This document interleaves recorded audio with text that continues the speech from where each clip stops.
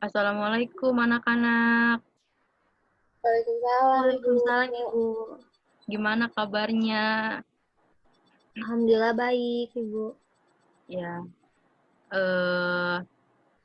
sebelum kita mulai pelajaran, lebih baik kita berdoa menurut kepercayaan masing-masing. Di sini ada yang memimpin doa gak? Silpi mau Boleh mimpin? saya, Ibu? Siap berdoa, mulai.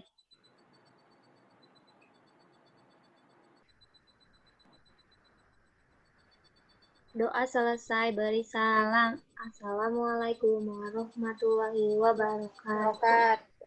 Waalaikumsalam warahmatullahi wabarakatuh. Makasih Silvia. Sama-sama, Ibu. Nah, sebelum kita memulai pelajaran, alangkah baiknya gimana kalau kita tepuk semangat dulu biar semuanya semangat. Siap, Ibu. Nanti ikutin Ibu ya. Baik, Ibu. Tepuk semangat. Semangat. Gitu ya. Nah, gimana kalau kita mulai sekarang? Tepuk semangat. Semangat. Semangat. Yeay.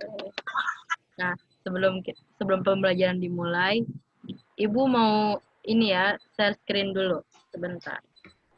Baik, Ibu.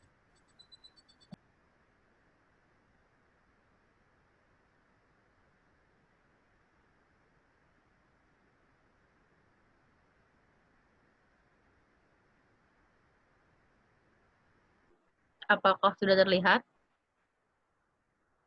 Sudah, Bu. Nah, kita kali ini akan belajar tentang tema 7, indahnya keragaman negeriku. Nah, ada yang tahu nggak sih keragaman negeri kita itu apa aja? Agama, Bu. Nah, iya benar. Nah, sebelum itu kita akan baca tujuan pembelajarannya dulu ya. Tujuan pembelajarannya, yang pertama, setelah berdiskusi, siswa mampu mengenal keadaan pulau-pulau di Indonesia dengan benar. Yang kedua, setelah berdiskusi, siswa mampu memahami hubungan antara banyaknya suku bangsa dengan kondisi wilayah di Indonesia dengan benar.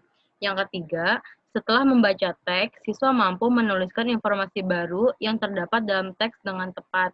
Yang keempat, setelah melakukan permainan, siswa mampu mengenal suku bangsa yang ada di Indonesia dengan benar. Nah,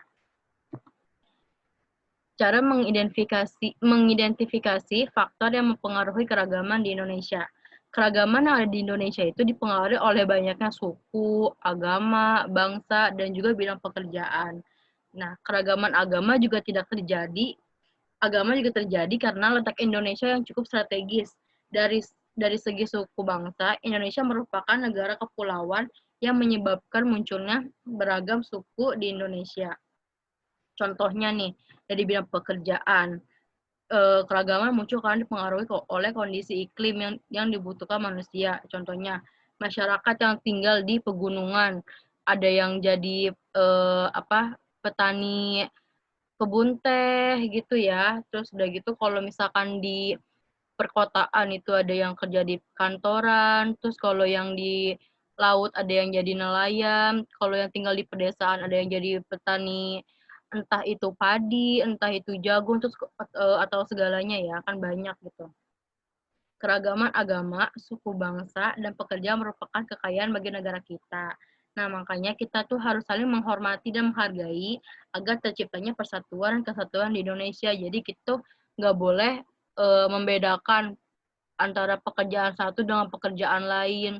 Terus kayak gitu kita juga harus saling menghormati antara sesama pekerja gitu ya. Jadi kita nggak boleh si ini pekerjaannya seperti ini, si itu pekerjaannya kayak gitu tuh nggak boleh. Kita harus saling menghormati.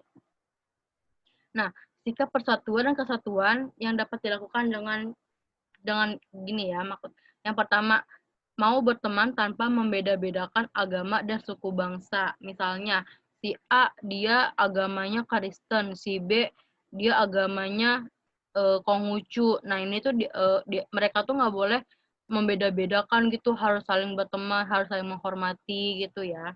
Terus yang kedua, menghormati teman yang sedang beribadah. Terus seperti tidak mengobrol di dekat teman yang sedang beribadah. Kayak si A sedang si A Islam, si B Kristen, terus si A sedang sholat, terus si B ini harusnya dia harus diam, dia tidak boleh mengganggu si A yang sedang beribadah gitu. Nah, yang ketiga, tidak mengganggu teman yang memiliki logat bahasa yang berbeda. Karena di Indonesia kan banyak kan bahasanya, ada Jawa, Sunda, Batak, Padang, segala macam. Nah, kita tuh nggak boleh menjelek-jelekan atau kita nggak boleh mengolok-olok tuh kalau misalkan dia berbeda logatnya dengan kita. Yang keempat, menghormati setiap pekerjaan yang kita temui, seperti menghormati petugas kebersihan sekolah. Mau pekerjaan apapun itu tuh kita harus saling menghormati, harus saling membantu juga kalau satu sama lain sedang kesulitan. Sikap menghargai keragaman suku yang ada di Indonesia. Pertama, menghormati orang yang berasal dari suku lain. Kita tuh nggak boleh menjelek-jelekan atau mengolok-olok atau menyombongkan antara suku satu dengan suku lainnya, tuh kita nggak boleh. Menerima perbedaan fisik dari setiap suku, mau dia kulit hitam, putih, sawo matang, kuning langsat atau apapun, tuh kita nggak boleh membedakan ya. Merasa bangga pada semua suku di Indonesia. Kita tuh harus bangga karena Indonesia tuh kaya akan alamnya, sukunya, agamanya, segala macamnya gitu ya. Berteman tanpa membedakan asal suku bangsa. Kita tuh harus berteman dengan siapa saja. Pokoknya kita nggak boleh membeda-bedakan. Mendukung kegiatan masyarakat meskipun berbeda suku. Misalkan di wilayah kalian nih ada yang gotong royong, terus ada salah satu yang berbeda suku nih. Nah, kita tuh nggak boleh tuh kita menjauhkannya atau kita mengasingkan dia, kita nggak boleh. Cara melestarikan bahasa daerah. Manusia itu kan makhluk sosial yang butuh yang juga membutuhkan orang lain. Nah, saat berinteraksi dengan orang lain, dibutuhkan bahasa untuk berkomunikasi. Walaupun memiliki bahasa pemersatu, yaitu bahasa Indonesia, Indonesia juga memiliki beragam bahasa daerah. Keragaman bahasa daerah merupakan kekayaan bahasa Indonesia yang harus kita banggakan dan kita lestarikan juga. Jadi kita tuh nggak usah malu tentang apa bahasa kita kayak bagaimana, harus gimana, kita nggak usah ini. Terus sikap yang dapat dilakukan untuk melestarikan bahasa daerah, bangga saat menggunakan bahasa daerah. Jadi ya kita nggak harus malu tentang bahasa kita. Terus menghargai teman yang sedang menggunakan bahasa daerahnya, mau mempelajari bahasa daerah lain, tidak menghina bahasa daerah. Keragaman agama dan kebebasan beragama. Kan di Indonesia kan tidak hanya memiliki satu agama kan, ada 6 agama, yaitu Islam, Katolik, Kristen, Hindu, Buddha, dan Konghucu. Nah, pemilik agama juga memiliki hak untuk agamanya masing-masing, untuk memilih agamanya masing-masing. Setiap agama juga memiliki cara beribadah, kitab suci, dan tempat ibadah yang berbeda-beda. Ada yang ingin membacakan tentang ini? Bu. Ya, Dila, silahkan. Hari besar agama Islam. Pertama, Isra Miraj. Isra Miraj Nabi Muhammad Shallallahu Alaihi Wasallam. Yang kedua, Hari Raya Idul Fitri. Yang ketiga, Hari Raya Idul Adha. Yang keempat, Tahun Baru Hijriah. Yang kelima, Maulid Nabi Muhammad Shallallahu Alaihi Wasallam. Nah, kitab dari agama Islam itu Al-Quran, dan tempat beribadahnya itu masjid, Bu. Oh iya, pintar. Ada yang mau ini membacakan tentang ini, agama Katolik? Saya, Bu. Ya, silakan. Agama Katolik. Hari besar agama Katolik ada Paskah wafat Isa Al-Masih, kenaikan Isa Al-Masih, Hari Raya Natal. Kitab agama Katolik yaitu kitab suci atau Alkitab. Tempat beribadahnya di gereja Katolik. Ya, baik, terima kasih. Nah, selain dari dua agama itu juga masih ada agama Kristen. Agama Kristen masih sama ya hari besarnya dengan agama Katolik. Terus kitabnya Alkitab, tempat ibadahnya gereja Kristen. Agama Hindu tuh hari besarnya ada hari rayanya Pi, Galungan, Kuningan, Saraswat, Pagarwestis, sama Siwaratri. Nah, Alkitabnya itu kitab Weda, tempatnya itu Pura namanya. Kalau agama Buddha, hari besarnya itu kayak hari Waisak, Katina, Asada, Maga Puja. Nah, kalau kitabnya kitab Tripitaka dan tempat ibadahnya itu wihara. Agama Konghucu nih yang biasanya kan suka ada barongsai atau kebudayaan mereka yang kadang tuh kita juga pengen suka ini ya, suka pengen tahu gitu kan.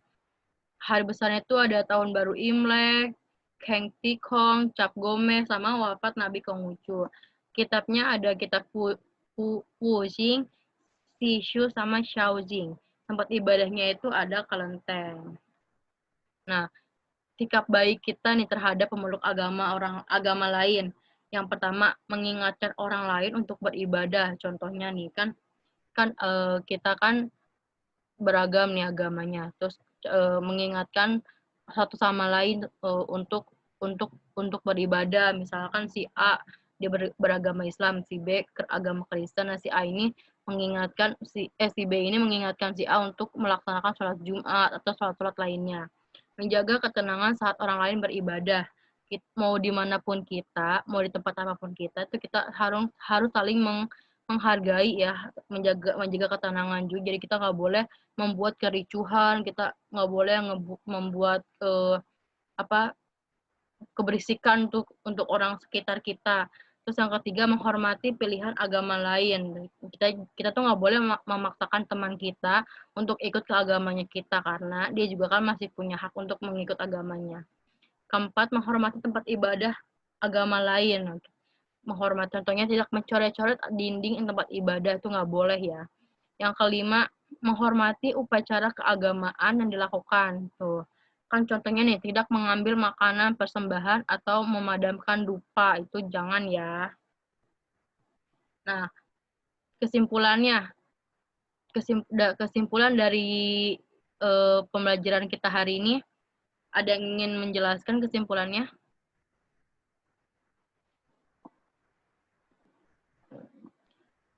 Kalau gitu Ibu yang ini ya. Jadi kesimpulannya, Indonesia itu memiliki beragam banyak agama di Indonesia. Nah, Indonesia juga sangat kaya akan suku bangsa dan agamanya. Karena ini dapat dibuktikan dengan setidaknya minimal ada 5 suku bangsa yang terdapat di sekitar kita. Terus selain itu juga masing-masing suku juga memiliki keberagamannya masing-masing. Baik dari agama, bahasa daerahnya, rumah adatnya, tarian daerahnya, serta pakaiannya. Di tengah kehidupan yang beragam ini, hendaknya kita senantiasa menjaga persatuan dan kesatuan bangsa Indonesia. Dan dari sini ada yang ingin bertanya? Tidak, Ibu. Nah, kalau tidak ada yang ingin bertanya, Ibu bakal akhiri sampai di sini ya.